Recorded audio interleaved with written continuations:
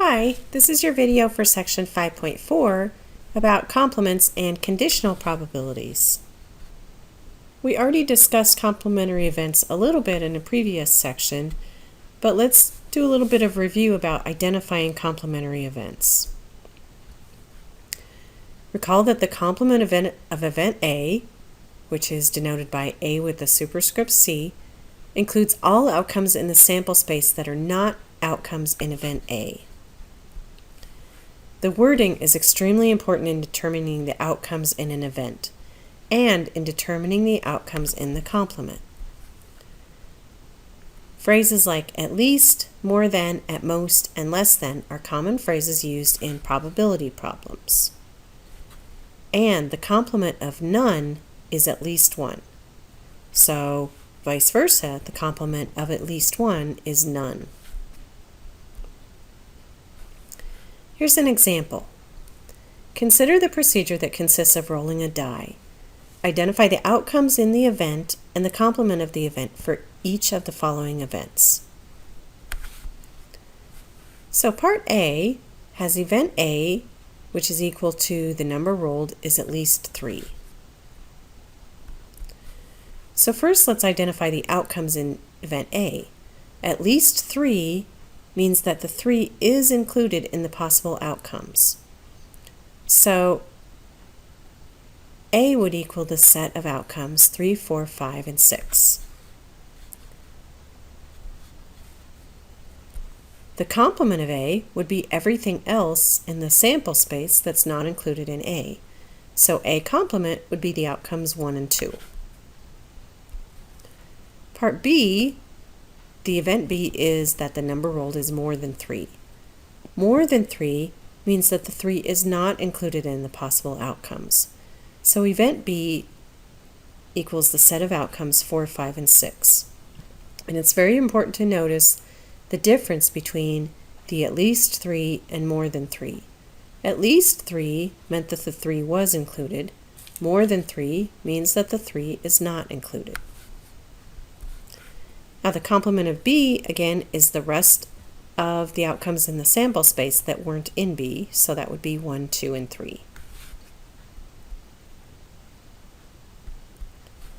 Now part C, the event E, is that the number rolled is at most 3. At most 3 means that the 3 is included in the possible outcomes, and the rest of them are less than 3. So the event E would be the set of outcomes 1, 2, and 3. The complement of E would be the set 4, 5, and 6. Finally, if the event F is that the number rolled is less than 3 means that the 3 is not included in the possible outcomes. So event F would just include the outcomes 1 and 2. And again, notice the difference between the wording. At most 3 means that the 3 is included. Less than 3 means that the 3 is not included. Now the complement of F would be the rest of the outcomes in the sample space, so that would be 3, 4, 5, and 6. Here's another example of identifying complementary events. 10 people are selected at random and tested for high blood pressure. Describe the complement of each of the following events. For part A, the event is that none of the 10 has high blood pressure.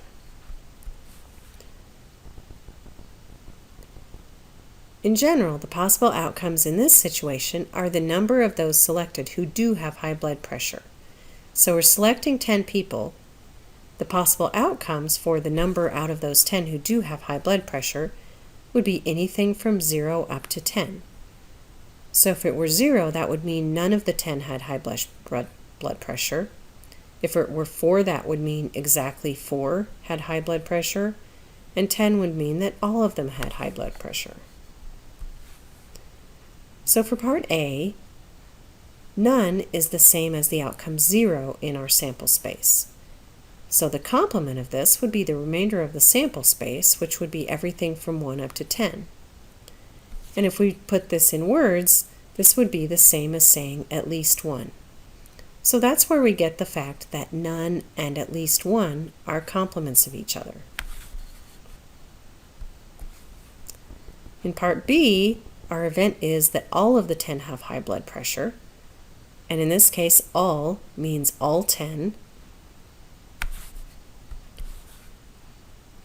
and that means our complement would be everything else in the sample space. The only outcome that's included in our original event is the outcome 10. The rest of the sample space would be everything from 0 up to 9. So our complement is everything from 0 up to 9, or if we put it in words, we could say less than 10. In part C, our original event is that at least 4 of the 10 have high blood pressure. At least 4 would mean that the 4 is included and everything greater than that is included, so it would be everything from 4 up to 10. The complement of this would be everything else in the sample space, which would be 0, 1, 2, and 3. And again, in words, this could be described as 3 or fewer or less than 4. Finally, our event in part D is that more than 8 of the 10 have high blood pressure.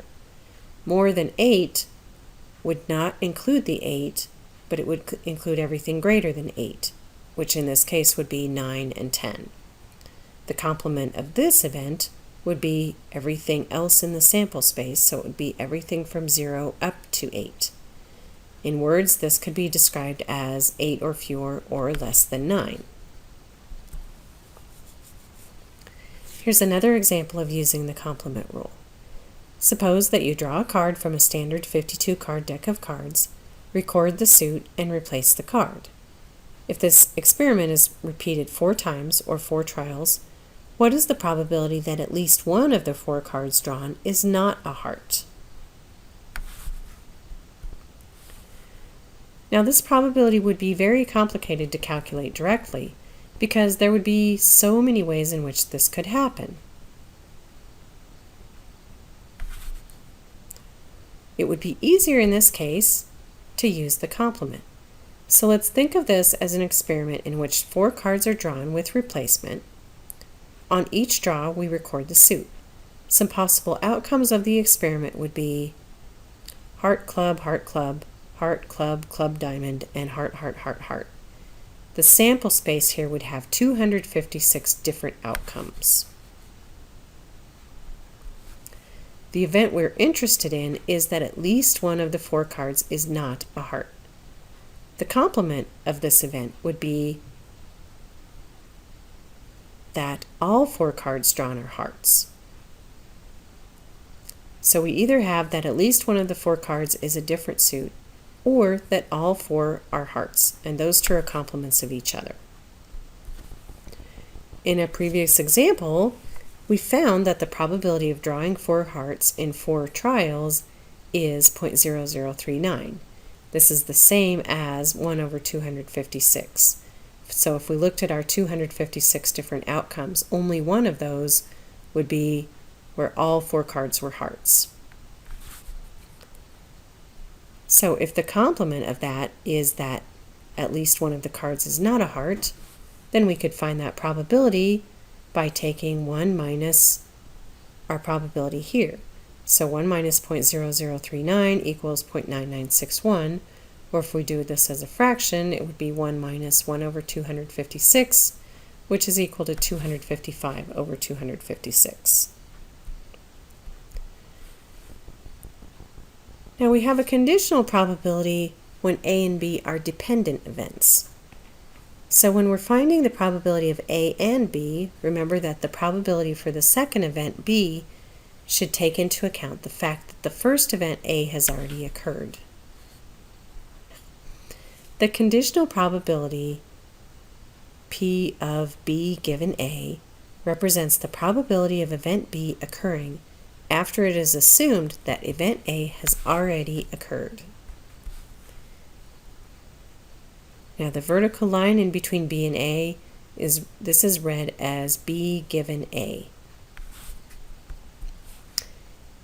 If A and B are independent events, then the probability of B given A is exactly the same as the probability of B, because the prior occurrence of A doesn't affect the probability of B. Let's look at an example. One male respondent is randomly selected from the 1,000 survey respondents represented below. Find the probability that the person selected is over 65. So here we have our set of respondents, and notice here that we're told already that the respondent who was picked is male. So that's an event that has already occurred. It's something that we already know. So since we already know that the person selected is male, we're finding the conditional probability of over 65 given male. Or, in notation, we would write this as probability of over 65 given male.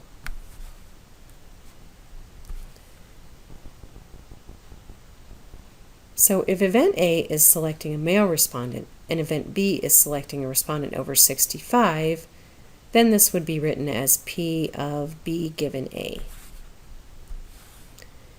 Since we know that the respondent is male already, we can find this probability simply by only considering the 531 male respondents. So we're not even going to look at the females because we know that the pool we're selecting from is the male respondents. And since we're looking for the probability that our male respondent was over 65, 113 of the male respondents were over 65. So our probability would be just 113 over 531. Again, we're only looking at the male respondents, which is why we're dividing by 531 instead of dividing by 1,000. So this probability would be 0.2128. Now here's another example. One respondent is randomly selected from the 1,000 survey respondents represented below. Find the probability that the person selected is male, given that they are over 65. So in this problem, we're given the information that the respondent selected is over 65. So that's what we already know, is that our respondent was over 65. And then we're finding the conditional probability that the respondent is male. So this is the probability of male given over 65. It's exactly the opposite of what we did in the last example. If event A is selecting a male respondent and event B is selecting a respondent over 65, this probability would be written as probability of A given B. So this time the B is what we're given, so it comes second in our probability notation. Now, since we know that the respondent is over 65, we can find this probability by only considering the 315 respondents who are over 65. So again, we're just looking at this part of the table because we already know that part is true, that the respondent is over 65. So out of those 315 people, how many were male? Well, 113 of those were male, so our probability would be 113 over 315, or 0.3587. So this time, because the given information, or the thing that came second in our notation here, was over 65, that means we're dividing by the total of over 65 respondents. Now there's another form of the multiplication rule that includes conditional probabilities. So the formal multiplication rule with conditional probabilities says that the probability of A and B equals the probability of A times the probability of B given A. So this is assuming that the two events are dependent and the probability of B is affected by the probability of A. Now this can also be rewritten as a formula that helps us find conditional probabilities. So if we took this formula up here and divided both sides by P of A, that would allow us to solve this for the probability of B given A. That gives us this rule down here. So the probability of B given A is the same as the probability of A and B divided by the probability of A. And this is useful especially when all you have are the probabilities, if you don't have the original numbers or the original frequencies. So here's an example. A study on the effectiveness of polygraph devices found that the probability of a negative test result, that is, the device indicated that the subject did not lie, was 0.4184, and that the probability of a false negative result, where the subject did lie but the device indicated that they did not, was 0.0918. Use this information to find the probability that the subject did lie given that the test result was negative. So what is this problem asking? What it's asking is the probability that the subject did lie given the negative test result. In other words, if the polygraph device indicated that the subject did not lie, how likely is it that the device was incorrect and the subject actually did lie? Using our formula, the probability that the subject did lie given a negative test result would equal the probability that the subject did lie and there was a negative test result, divided by the probability of a negative test result. So the probability that the subject did lie and a negative test result is the same as what we have up here where we have a false negative. So here, again, the subject did lie and the device indicated that they did not lie. So our probability there is 0.0918, while the probability of a negative test result is 0.4184. So if we divide those two probabilities, we get the conditional probability, and that is 0.2195.